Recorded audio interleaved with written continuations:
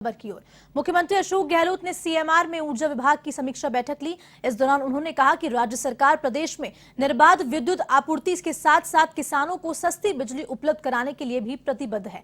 आगामी 2 वर्षों में राज्य सरकार द्वारा कुल 4,78,625 नए व लंबित कृषि कनेक्शन जारी किए जाएंगे। सरकार द्वारा मुख्यमंत्री किसान मित्र ऊर्जा योजना का भी आरंभ किया गया है, जिसका मुख्य उद्देश्य किसानों को आर्थिक संबल प्रदान करना है।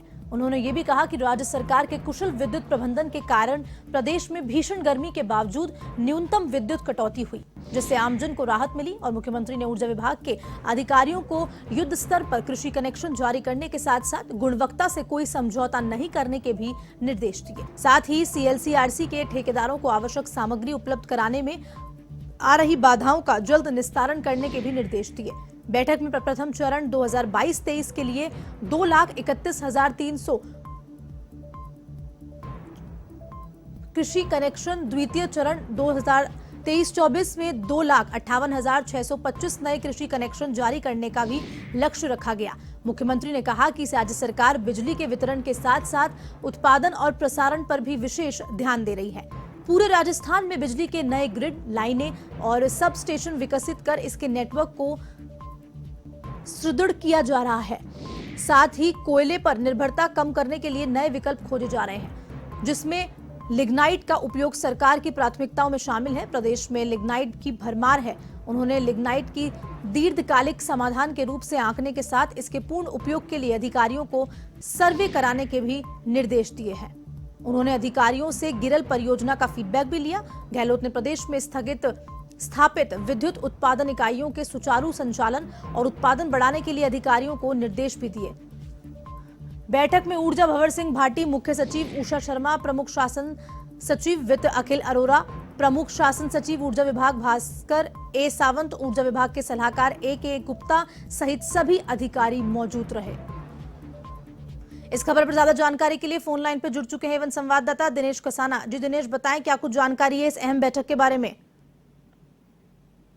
देखिए, मुख्यमंत्री अशोक गहलोत ने ये रिव्यू बैठक ली है ऊर्जा विभाग की, और इस बैठक में उन्होंने सबसे बड़े मुख्य निर्देश ये दिए हैं कि आगामी जो 2 वर्ष हैं उनमें 4,88,000 कृषि कनेक्शन हैं वो जारी किए जाएंगे, और इसके साथ ही डिस्कॉम्स को टारगेट भी उन्होंने दिए हैं कि वो अपने इन आगामी जो वर्ष हैं उनमें इस तरह से कनेक्शन जारी करें।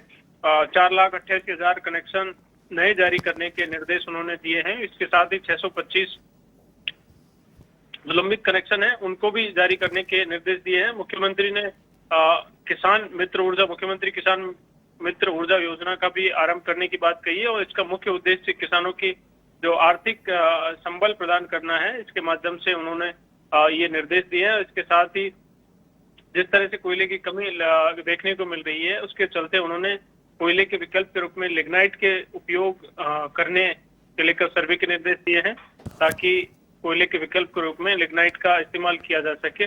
कृषि कनेक्शन का जहां तक प्रश्न है, मुख्यमंत्री अशोक गहलोत ने अधिकारियों को युद्ध स्तर पर कनेक्शन जारी करने के निर्देश दिए हैं, और उन्होंने ये भी कहा है कि कनेक्शन जारी करने के साथ साथ गुणवत्ता का भी पूरा ध्यान रखा जाए। जो सामग्री है, विद्युत सामग्री, वो पूरी तरह से गुणवत्तापूर्ण हो।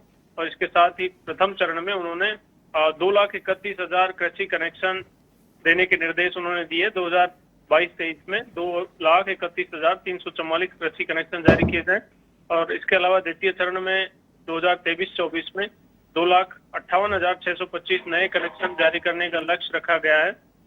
प्रथम चरण में जयपुर विद्युत वितरण निगम लिमिटेड को 71,207, जोधपुर विद्युत वितरण निगम लिमिटेड को 90,137 और अजमेर नगर निगम विद्युत निगम वितरण लिमिटेड को 70,000 कनेक्शन जारी करने का लक्ष्य रखा गया है।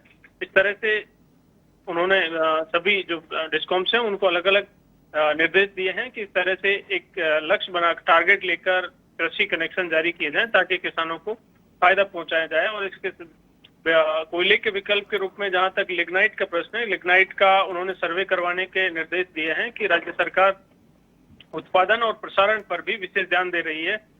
तो इसके चलते कोयले की जहां तक कमी है, उसके विकल्प के रूप में जो लिग्नाइट के उपयोग की प्राथमिकताएं हैं उनको शामिल किया जाए।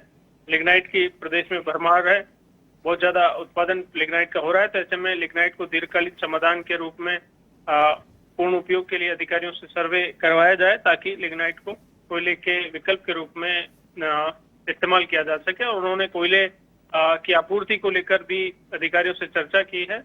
पूरी जानकारी उन्होंने ली है कि प्रदेश में भीषण गर्मी और कोयले संकट के बावजूद किसी तरह की कमी नहीं आने दी बिजली आपूर्ति को लेकर। तो इस तरह से तमाम फीडबैक उन्होंने इस बैठक में लिया है। जी दिनेश, तमाम जानकारी देने साझा करने के लिए आपका बहुत बहुत धन्यवाद। तो ये थे फोन लाइन पे दिनेश कसाना। इसी के साथ